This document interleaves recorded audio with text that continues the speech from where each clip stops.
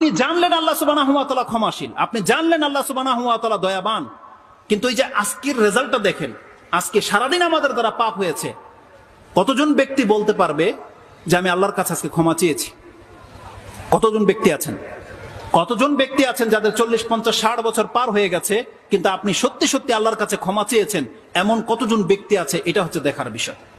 যদি আপনি আল্লাহ সুবহানাহু ওয়া তাআলার কাছে ক্ষমা না চান, তাহলে এটা শুধু একটা ইলম হয়ে থেকে যাবে, কিন্তু আপনার কোনো ফায়দা আসবে না।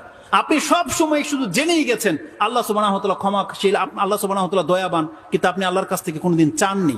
এটা আপনার জন্য সবচেয়ে বড় একটা বাধা, সবচেয়ে বড় একটা মরিচিকা, ধোঁকা। ইবনে জুদান একজন ব্যক্তি ছিল জাহিলিয়াতের যুগে। আয়েশা রাদিয়াল্লাহু তাআলা আনহা তার সম্পর্কে বলতেছেন, ইয়া রাসূলুল্লাহ, ইবনে জুদান কানা ফিল জাহিলিয়া। জাহিলিয়াতের যুগে ইবনে জুদান এমন এক ব্যক্তি, যেই ব্যক্তি আত্মীয়তার সম্পর্ক রক্ষা করত এবং মিসকিনকে খাদ্য দিত। ফাহাল